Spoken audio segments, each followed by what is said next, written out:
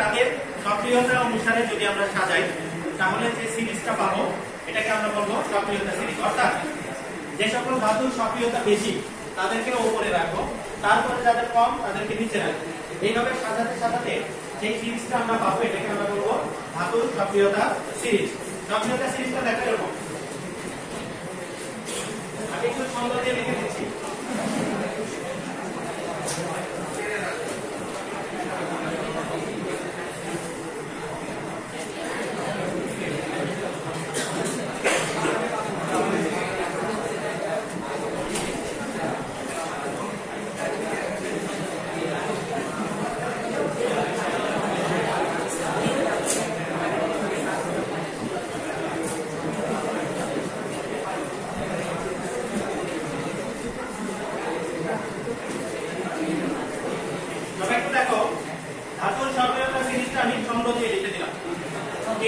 বাঁচছে আলো জানি ফিরে পাবো হাতে কুহক আগে পরে আলো। অর্থাৎ প্রত্যেকেই আলো চায়, প্রত্যেকেই সাফল্য চায়, প্রত্যেকেই তার লক্ষ্যে পৌঁছাতে চায়। জানি ফিরে পাবো হাতে অর্থাৎ সেই সফলতাটা, সেই কাঙ্ক্ষিত লক্ষ্যে পৌঁছাতে হলে বা সেই সফলতাটা হাতে পেতে হলে কুহক আগে পরে আলো। আগে কুহক মানে গর্ত, বাধা, অধ্যবসায়।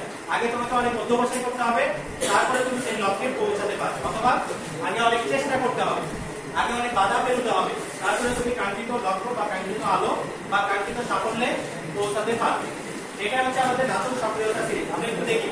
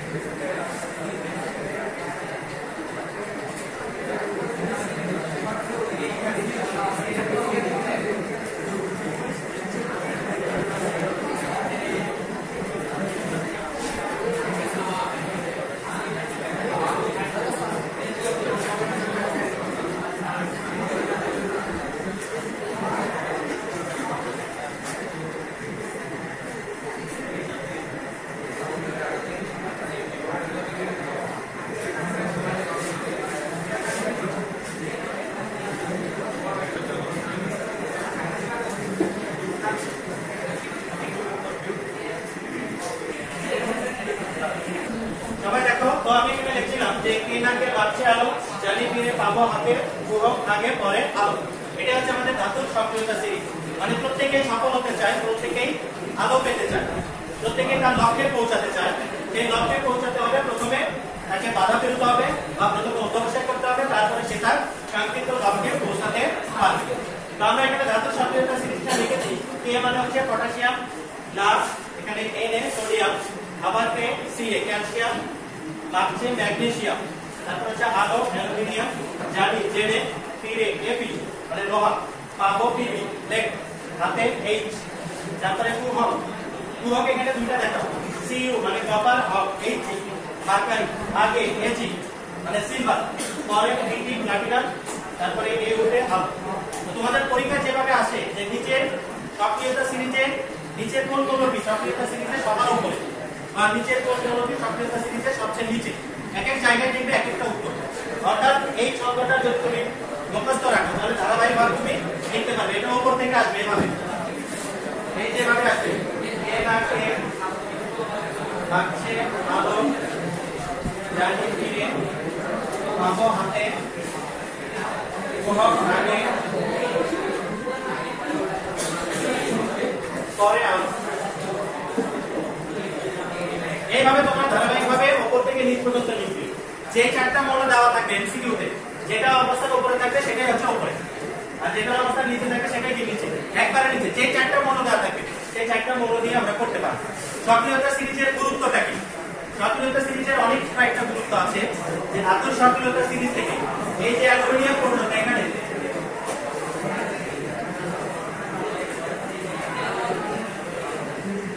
দেখো অ্যালুমিনিয়াম পর্যন্ত যে মৌলগুলি আছে এই মৌলগুলি হচ্ছে অধিক সক্রিয় মৌল।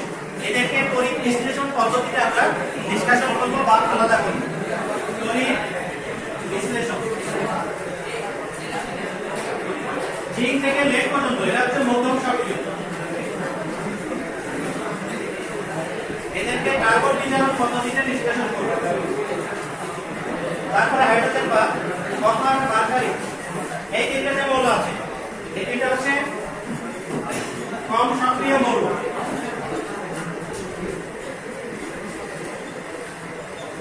অবিজারণ পদ্ধতিতে এদেরকে আমরা নিষ্কাশন করব।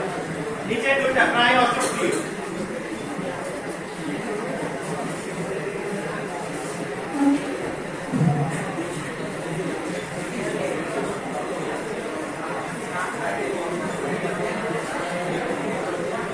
এদেরকে মুক্ত অবস্থায় পাওয়া যায়। সবাই একটু দেখো, আমরা বলছিলাম এখানে অ্যালুমিনিয়াম পর্যন্ত যে মৌলগুলি আছে, সক্রিয়তা সিরিজের গুরুত্বটা কি বলছি। তো অ্যালুমিনিয়াম পর্যন্ত যে মৌলগুলি আছে, এই মৌলগুলি অধিক সক্রিয় মৌল। এদেরকে আমরা তড়িৎ বিশ্লেষণ পদ্ধতিতে পৃথক করব বা নিষ্কাশন করব বা আলাদা করব। 2 নম্বর জিঙ্ক থেকে লেড পর্যন্ত এদেরকে আমরা বলছি মধ্যম সক্রিয় মৌল। এদেরকে কার্বন বিজারণ পদ্ধতিতে আমরা তড়িৎ বিশ্লেষণ করব। তারপরে হাইড্রোজেন বা, যেহেতু হাইড্রোজেনটা অধাতু। তারপরে কপার থেকে সিলভার পর্যন্ত এগুলো হচ্ছে কম সক্রিয় মৌল। এদেরকে আমরা স্ববিজারণ পদ্ধতিতে নিষ্কাশন করব। তারপরে প্লাটিনাম এবং গোল্ড, এরা হচ্ছে প্রায় অসক্রিয় মৌল। এদেরকে মুক্ত অবস্থায় প্রকৃতিতে পাওয়া যায়। তাহলে সক্রিয়তা সিরিজের এটা একটা গুরুত্ব। সক্রিয়তা সিরিজের আরেকটা বিশেষ গুরুত্ব, স্পেশাল, সেটা হচ্ছে সক্রিয়তা সিরিজের নিচের কোনো মৌল উপরের কোনো মৌলকে কোনো যৌগ থেকে প্রতিস্থাপিত করতে পারে না। এটা ভেরি ভেরি ইম্পর্টেন্ট। আরেকটা বলছি, সক্রিয়তা সিরিজের নিচের কোনো মৌল উপরের মৌলকে কোনো যৌগ থেকে প্রতিস্থাপিত করতে পারে না, কিন্তু উপরের মৌল নিচের মৌলকে প্রতিস্থাপিত করতে পারবে। আমরা একটা एग्जांपल দেব, একটু দেখো।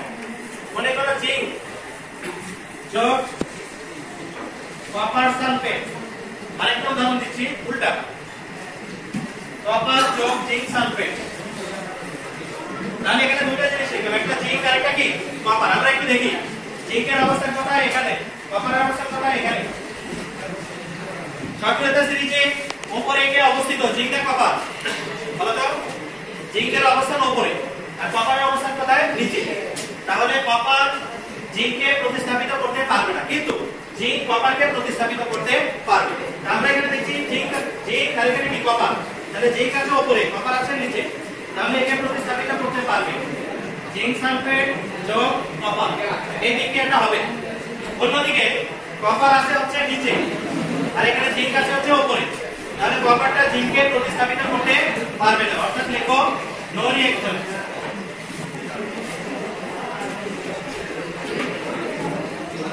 তবে আরেকটু দেখো, সক্রিয়তা সিরিজের নিচে যে মৌলটা অবস্থান করবে, সেই মৌলটা উপরের কোনো মৌলকে কোনো যৌগ থেকে প্রতিস্থাপিত করতে পারবে না, কিন্তু সক্রিয়তা সিরিজের উপরে যদি কোনো মৌল থাকে, সেই মৌলটা নিচের মৌলকে প্রতিস্থাপিত করতে পারবে। এখানে জিঙ্ক কপার যেহেতু নিচে আছে, তাহলে কপারকে প্রতিস্থাপন করে কপার সালফেট তৈরি করবে। আর নিচেরটাতে কপার জিঙ্ককে প্রতিস্থাপন করতে পারবে না, কেন? কপার আছে নিচে, জিঙ্ক আছে উপরে। এটা হচ্ছে সক্রিয়তা সিরিজের একটা গুরুত্ব। তাহলে আমরা তিনটা গুরুত্ব বললাম যে সক্রিয়তা সিরিজ থেকে আমরা বুঝতে পারি যে কোন মৌলটাকে কোন পদ্ধতিতে নিষ্কাশন করতে হবে। এক, সক্রিয়তা সিরিজ থেকে আমরা বুঝতে পারি যে কোন মৌলটা অধিক সক্রিয়, কোন মৌলটা মধ্যম সক্রিয়, কোন মৌলটা কম সক্রিয় এবং কোন মৌলটা প্রায় অসক্রিয়। আর সক্রিয়তা সিরিজ থেকে আমরা বুঝতে পারি যে নিচের মৌল উপরের কোনো মৌলকে কোনো যৌগ থেকে প্রতিস্থাপিত করতে পারবে না, কিন্তু উপরের মৌল নিচের মৌলকে কোনো যৌগ থেকে প্রতিস্থাপিত করতে পারবে। এই ছিল আমাদের সক্রিয়তা সিরিজ এবং তার গুরুত্ব। আশা করি ক্লাসটি তোমরা বুঝতে পেরেছো। আর আমার ক্লাসে বেশি বেশি করে লাইক